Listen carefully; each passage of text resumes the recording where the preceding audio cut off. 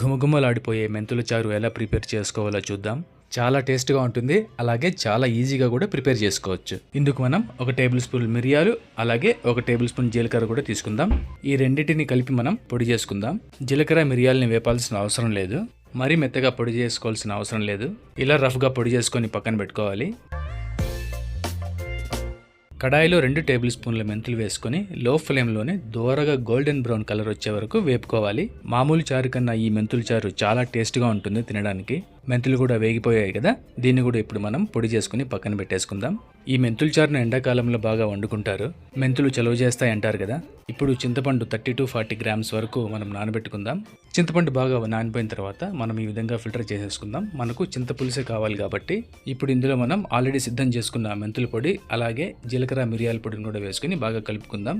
ఇప్పుడే మనం టేస్ట్కి సరిపడా సాల్ట్ కూడా యాడ్ చేసుకుందాం. ఆ తర్వాత కావాలంటే అడ్జస్ట్ చేసుకోవచ్చు. ఇప్పుడు మనం పోపు ఎలా వేసుకోవాలో చూద్దాం.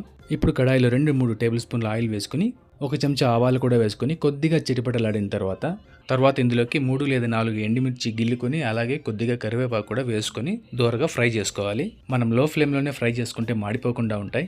2 బిగ్ సైజ్ ఆనియన్స్ లేదా 3-4 మీడియం సైజ్ ఆనియన్స్ మనం చిన్న ముక్కలుగా కట్ చేసుకుని వేసుకోవాలి. ఆనియన్స్ ఇష్టపడే వాళ్ళు ఇంకా ఎక్కువ కూడా వేసుకోవచ్చు, చాలా బాగుంటుంది. ఈ స్టేజ్లోనే మనం కొద్దిగా కొత్తిమీరను కూడా వేసుకొని ఒక 2-3 నిమిషాల వరకు ఫ్రై చేసుకుందాం లో ఫ్లేమ్లోనే. తర్వాత కొద్దిగా పసుపు కూడా యాడ్ చేసుకొని మొత్తాన్ని లో ఫ్లేమ్లో దూరగా వేయించుకుందాం ఒక 5-6 నిమిషాల వరకు. ఈ మెంతుల చారు రెసిపీ నేను, నా వైఫ్, మా అమ్మ దగ్గర నేర్చుకున్నాం. పోపు మొత్తం దూరగా వేగిపోయిన తర్వాత ఇందులో మనం ఆల్రెడీ కలిపి పెట్టుకున్న చింతపులుసును పోసేసుకోవాలి. మీరు పులుపుని ఏ విధంగా తింటారో దాన్ని బట్టి మీరు ఇందులో వాటర్ అడ్జస్ట్ చేసుకోండి. డెలివరీ అయిన తర్వాత ఆడవాళ్ళకి ఈ మెంతుల చారుని పథ్యంగా కూడా వాడుతూ ఉంటారు. సాల్ట్ కొద్దిగా తక్కువ అవడం వల్ల ఇక్కడ నేను కొద్దిగా సాల్ట్ కూడా యాడ్ చేసుకున్నాను.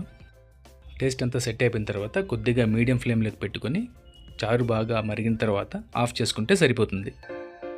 ఈ చారుని వేడివేడి అన్నంలో కలుపుకొని సైడ్ డిష్ ఏదైనా మంచి ఫ్రై పెట్టుకుంటే చాలా బాగా ఎంజాయ్ చేయొచ్చు తినేటప్పుడు. మీరు కూడా ఈ మెంతుల చారుని ఒకసారి ట్రై చేయండి, చాలా బాగుంటుంది. నెక్స్ట్ వీడియోలో మళ్ళీ కలుసుకుందాం. Till then take care.